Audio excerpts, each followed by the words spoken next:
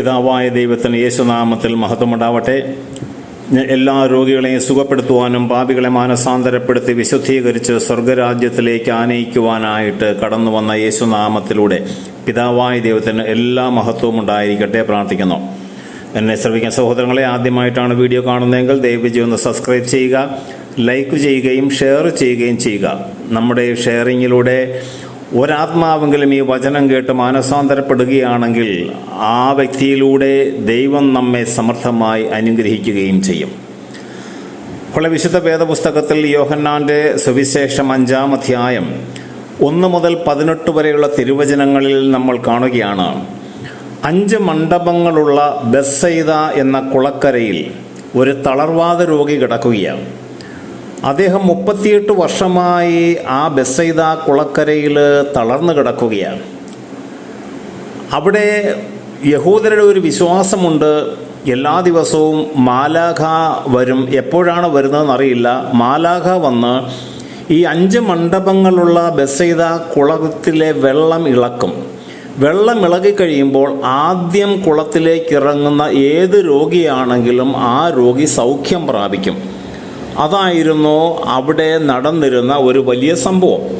അപ്പോൾ ഈ വെള്ളമിളകുന്നതും കാത്ത് 38 വർഷമായി തളർന്നു കിടന്ന ഒരു മനുഷ്യൻ അവിടെ ഉണ്ടായിരുന്നു. അതായത് രോഗികളിൽ മോസ്റ്റ് സീനിയർ. അപ്പോൾ സീനിയർ രോഗിയായ ഈ വ്യക്തിയുടെ അടുക്കലേക്കാണ് കർത്താവ് കടന്നു വരുന്നത്. കർത്താവ് കടന്നു വന്നിട്ട് ചോദിക്കുന്നത്, നിനക്ക് സൗഖ്യം പ്രാപിക്കുവാൻ ആഗ്രഹമുണ്ടോ?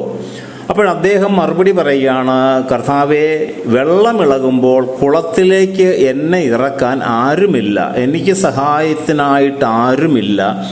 വെള്ളമിളകുമ്പോൾ ഞാൻ എത്തുമ്പോഴത്തേക്കും മറ്റാരെങ്കിലും ഇറങ്ങി സൗഖ്യം പ്രാപിച്ചു പോകും.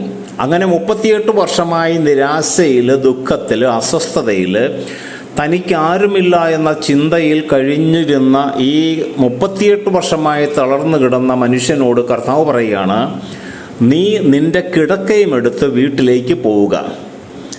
എന്നെ ശ്രവിക്കുന്ന സഹോദരങ്ങളെ, ഈ ബെത്സയിദ കുളക്കരയിൽ രോഗസൗഖ്യം കാത്തുകിടന്ന അനേകം അന്ധരും മുടന്തരും കുഷ്ഠരോഗികളും തളർവാദ രോഗികളും വ്യത്യസ്തമായ രോഗബാധിതരായ മനുഷ്യർ അവിടെ ഉണ്ടായിരുന്നു എന്നാണ് വചനം പഠിപ്പിക്കുന്നത്.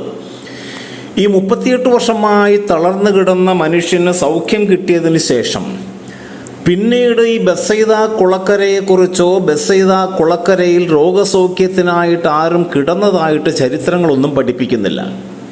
കാരണം യഹൂദ റബ്ബിമാർ പഠിപ്പിച്ചിരുന്നു, ദൈവം ഭൂമിയിൽ രക്ഷകനായി മനുഷ്യനായി അവതരിക്കും. അവൻ വരുമ്പോൾ അവനെ തിരിച്ചറിയാനുള്ള ഒരടയാളമായിരുന്നു അന്ന് മുടന്തന്മാർ മാനിനെ പോലെ തുള്ളിച്ചാടും. സഹോദരങ്ങളെ, ഈ പ്രവചനം വ്യക്തമായി അറിയാവുന്ന മതഗ്രന്ഥങ്ങൾ കാണാപ്പാഠം പഠിച്ചിരുന്ന യഹൂദ റബ്ബിമാർക്കും രോഗികൾക്കും മനസ്സിലായി, 38 വർഷമായി തളർന്നു കിടന്ന ഈ മനുഷ്യന് സൗഖ്യം പ്രാപിച്ചപ്പോൾ ഇവൻ തന്നെയാണ് വരാനിരുന്ന രക്ഷകനെന്നും ദൈവമെന്നും മനസ്സിലാക്കിയ സകല രോഗികളും ബെത്സയിദ കുളക്കര വിട്ട് നസ്രയനായ യേശുവിനെ അന്വേഷിച്ചു പോകുന്ന ചരിത്രമാണ് പിന്നീട് ബൈബിളിൽ ഉടനീളം കാണുന്നത്. നസ്രയനായ യേശുവേ, ഞങ്ങളുടെ മേൽ കരുണയായിരിക്കണമേ. ദാവീദിന്റെ പുത്രനായ യേശുവേ, ഞങ്ങളുടെ മേൽ കരുണയായിരിക്കണമേ. അവർക്കറിയാവുന്ന പ്രാർത്ഥനകൾ ചൊല്ലി ദാവീദിന്റെ പുത്രനാണ് യേശു, യേശുവാണ് വരാനിരിക്കുന്ന രക്ഷകൻ, യേശുവാണ് ദൈവമെന്ന് ഉറച്ചു വിശ്വസിച്ചുകൊണ്ട് ബെത്സയിദ കുളക്കരയിൽ കിടക്കാതെ യേശുവിനെ അന്വേഷിച്ചു പോകുന്ന രോഗികളെയും പാപികളെയും നമുക്ക് കാണുവാൻ സാധിക്കും. അങ്ങനെ യേശുവിനെ അന്വേഷിച്ചു പോയ സകലരും രക്ഷ പ്രാപിക്കുകയും സൗഖ്യം പ്രാപിക്കുകയും ചെയ്ത് പൂർണ്ണ വിടുതലിലേക്കും വിശ്വാസത്തിലേക്കും കടന്നു വന്നു. സഹോദരങ്ങളെ, ഈ വചനം നമ്മെ ഓർമ്മിപ്പിക്കുകയാണ്, ആരെല്ലാം പൂർണ്ണ ഹൃദയത്തോടെ യേശുവിനെ അന്വേഷിക്കുന്നുവോ, ദാഹത്തോടെ യേശുവിനെ വിളിച്ചപേക്ഷിക്കുന്നുവോ, അവർക്കെല്ലാം കർത്താവ് പറയുകയാണ്, നിന്റെ വിശ്വാസം നിന്നെ രക്ഷിച്ചിരിക്കുന്നു എന്ന്. സഹോദര സഹോദരി, നമ്മുടെ വിശ്വാസം നമ്മെ രക്ഷിക്കട്ടെ. എല്ലാവരെയും ദൈവം അനുഗ്രഹിക്കട്ടെ. പിതാവിൻ്റെയും പുത്രൻ്റെയും പരിശുദ്ധാത്മാവിൻ്റെയും നാമത്തിൽ ആമേൻ.